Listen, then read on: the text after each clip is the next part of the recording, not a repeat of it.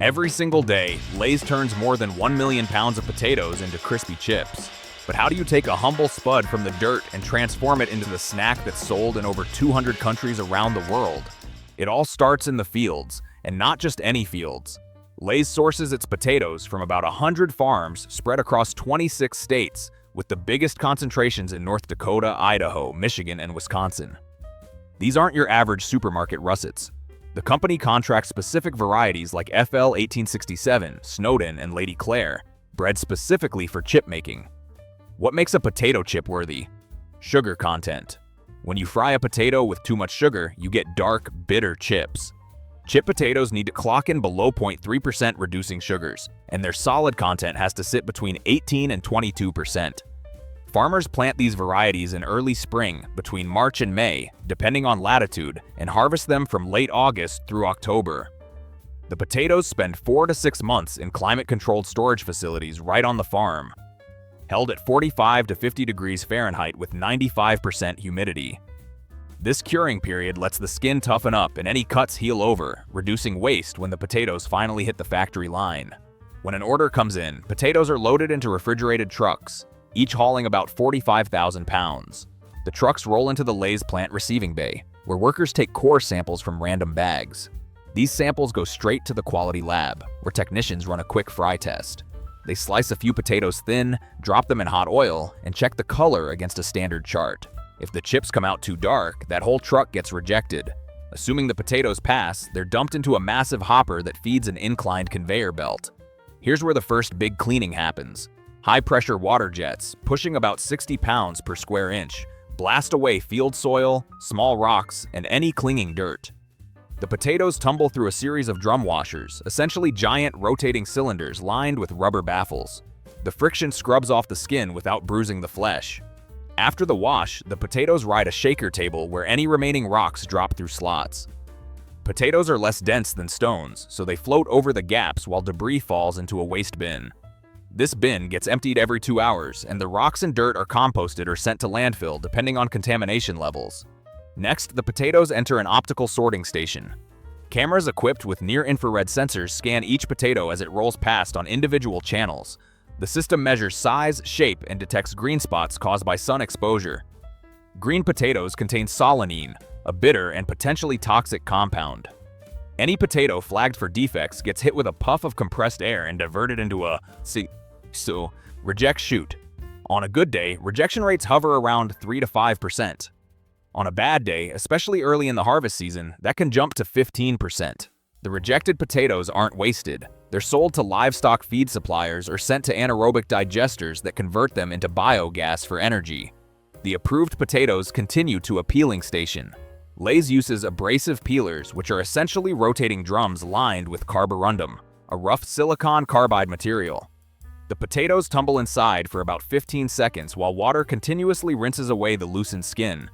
The peel waste, now a brown slurry, flows into a screw press that squeezes out the water. The remaining solid peel goes to animal feed, and the water is filtered and recycled back into the wash system. Some plants use steam peeling instead, where potatoes are pressure cooked at about 200 pounds per square inch for 30 seconds. Then the pressure is released suddenly. The flash steam literally blows the skin off. It's faster and wastes less potato, but it requires more energy and precise timing. Overcook by 5 seconds and you get mushy potatoes that jam the slicers. After peeling, the potatoes ride another conveyor through a manual inspection station. Workers in hairnets and gloves stand on both sides, pulling out any potatoes with cuts, bruises, or lingering green spots the optical sorter missed. This is the last human checkpoint. From here on, it's all machines. The potatoes drop into a surge hopper that feeds the slicers. Lay's uses rotary slicers, which look like giant circular saw blades but with straight cutting edges instead of teeth. The blade spins at about 300 revolutions per minute, and potatoes are pressed against it by a rotating drum. The blade shaves off slices that are exactly 0.06 inches thick, about 1.5 millimeters. Thickness is critical. Go thicker, and the chips stay limp. Go thinner, and they burn before the inside cooks. Blade sharpness is checked every 4 hours. A dull blade tears the potato instead of slicing it cleanly, creating rough edges that burn in the fryer. The raw slices drop into a water flume, a long trough with flowing water that carries them to the next stage. This rinse serves a crucial purpose. It washes away surface starch, which would otherwise make the chips stick together in the fryer. The water in the flume is constantly filtered and monitored for starch buildup. When starch levels hit 2%, the water is drained. The starch is recovered using centrifuges and sold to companies that make adhesives or biodegradable plastics. Fresh water refills the flume. This recycling loop saves about 15,000 gallons of water per day in a typical plant. From the flume, the slices ride a dewatering shaker, a vibrating mesh conveyor that lets excess water drain off. Then they enter the fryer, and this is where the magic happens. Lay's uses continuous fryers, which are essentially long, narrow tanks filled with vegetable oil, usually a blend of sunflower, corn, and canola.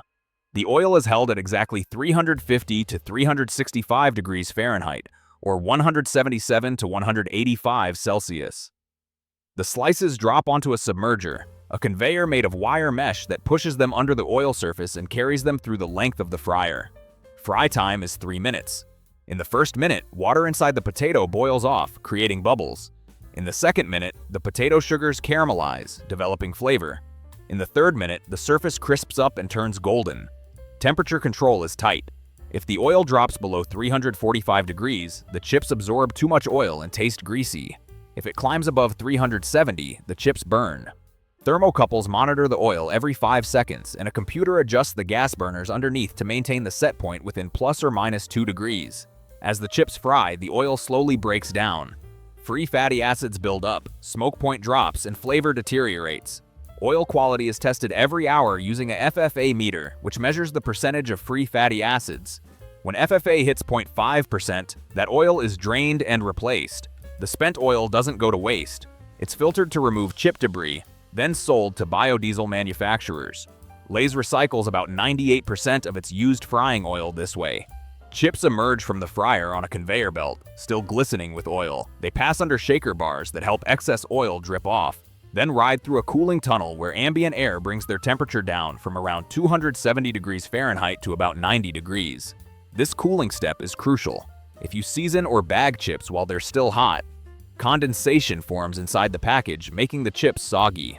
The cooling tunnel is about 50 feet long, and chips spend roughly 2 minutes inside. At the end of the cooling tunnel, chips pass under a salt applicator. This is a rotating drum with paddles inside, and fine salt is sprinkled onto the chips as they tumble. The amount of salt is carefully measured. Standard Lay's chips get about 1.5% salt by weight. That works out to about 55 milligrams of sodium per 1 ounce serving. A laser sensor counts how many chips pass per second, and a computer adjusts the salt flow to maintain the target ratio. Salt distribution is tested every 30 minutes. A technician grabs a handful of chips, dissolves them in water, and measures the sodium content with an ion-selective electrode. If the reading is off by more than 5%, the applicator settings are tweaked. After salting, the chips ride a vibratory feeder that spreads them into a single layer. They pass under another optical sorter, this one looking for defects in the finished chips. The cameras flag chips that are too dark, too light, or broken. Air jets blow the rejects off the line. Rejection rates here are low, usually under 2% because the earlier sorting was so thorough. Rejected chips are collected and sold as animal feed or processed into potato flour. The approved chips continue to the packaging line. Lay's uses vertical form-fill seal machines, which take a roll of plastic film and form it into a tube. The chips drop down through the center of the tube. A horizontal seal crimps the bottom to form a bag. The bag fills with chips, and then the top is sealed. The whole process takes about 2 seconds per bag. The film is a tri-layer laminate, polyester on the outside for printability, aluminum foil in the middle for oxygen barrier, and polyethylene on the inside for heat sealing. The aluminum layer is crucial. It blocks light and oxygen, which would otherwise oxidize the oils in the chips and make them taste stale. Before the bag is sealed, nitrogen gas is flushed in to replace the air. Nitrogen is inert, so it won't react with the chips, and it also cushions them during shipping. The bags are inflated to about 0.2 pounds per square inch above atmospheric pressure. That's the air people joke about when they open a chip bag and find it half empty. It's actually there to protect the product. Each bag gets an inkjet code printed on it showing the production date, time, batch number, and expiration date. The expiration is set at 9 months from production for standard chips, assuming the bag stays sealed. Once opened, chips stale in about 3 days as moisture from the air rehydrates them. The filled bags ride a conveyor to a check weigher, an inline scale that weighs every single bag as it passes. Target weight for a 1-ounce bag is 28 grams, with a tolerance of plus or minus 1 gram. Any bag outside that range is rejected. This happens about once per 1,000 bags. The check weigher data is logged so the system can track trends. If average weights start drifting high or low, the filler adjusts automatically. Bags are grouped into cases by a case packer, a robotic arm that picks up multiple bags at once and loads them into corrugated cardboard boxes. A standard case holds 64 1-ounce bags. The cases are sealed with hot melt glue, labeled with batch information, and ride a conveyor to a palletizer. The palletizer stacks cases in an interlocking pattern, 60 cases per pallet, then wraps the whole thing in stretch film to hold it together during shipping. Finished pallets are moved by forklift to a warehouse where they're stored until trucks pick them up for distribution. Throughout this entire process, quality control never stops. In addition to the inline checks, lab technicians pull random samples every hour and run a full battery of tests. They measure moisture content using a moisture analyzer, which should read between 1.2 and 1.8%. Higher moisture means the chips weren't fried long enough and will go stale fast. They check oil content by dissolving chips in a solvent and measuring the fat, targeting 32 to 35%. They also test for broken chips.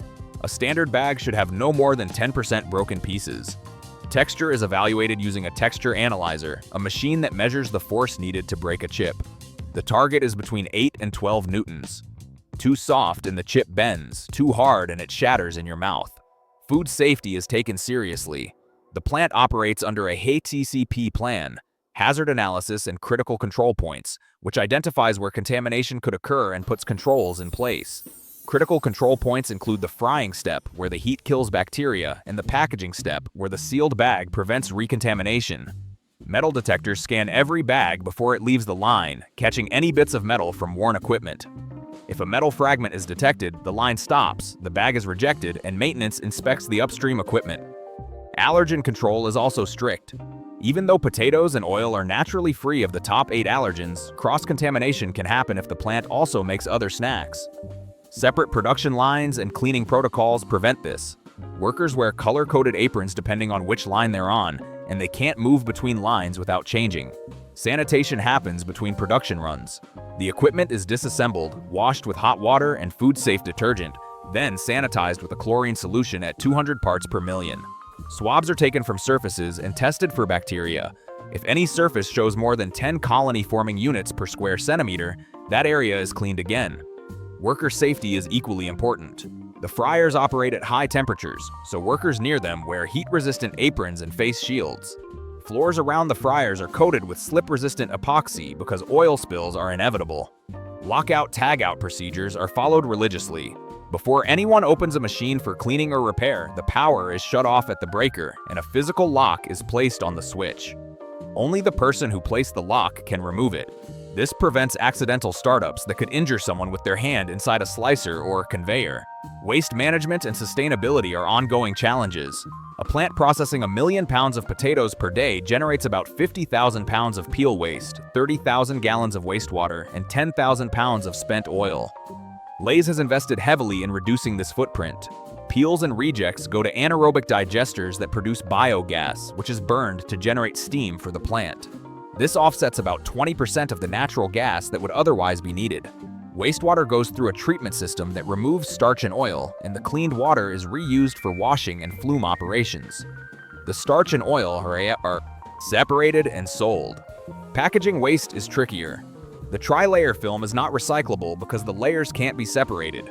Lay's is testing a monomaterial film that would be easier to recycle, but it doesn't block oxygen as well, which shortens shelf life. It's a trade-off. Throughput in a modern Lay's plant is staggering. A single production line can turn out 12,000 bags per hour. A large plant runs 6 lines simultaneously, producing over 70,000 bags per hour, or more than 1 million bags in a 16-hour shift. Yield is tracked obsessively. Starting with 100 pounds of raw potatoes, about 65 pounds make it into bags as finished chips. The rest is lost to peeling, slicing trim, frying moisture loss, and rejects. Even small improvements in yield translate to big savings. Increasing yield by 1% saves about 2 million pounds of potatoes per year per plant. Bottlenecks can appear anywhere. The fryer is usually the limiting step because you can't speed it up without ruining the product. If the slicers get ahead of the fryer, slices pile up in the water flume and start sticking together. If the packaging line gets ahead of the fryer, it runs out of chips and sits idle. Balancing the line is a constant juggling act. Sensors monitor the level of chips at each stage, and the system automatically speeds up or slows down upstream equipment to keep everything in sync. Common failures are predictable. Slicer blades dull and create ragged chips. Fryer thermocouples drift and cause temperature swings. Bag sealers get fouled with oil and don't seal properly, leading to leaks. Each failure has a signature. Ragged chips burn on the edges and taste bitter. Temperature swings show up as batches of light and dark chips mixed together. Leaky bags lose their nitrogen cushion and the chips inside break. When any of these happen, the line stops, the problem is fixed, and the affected product is scrapped. One myth worth busting. People often claim that chip bags are mostly air and that companies are ripping you off. In reality, the nitrogen in the bag serves a purpose. Without it, chips would be crushed to crumbs by the time they reach your pantry. The bag is also sold by weight, not volume, and that weight is clearly printed on the package. The empty space is functional, not deceptive.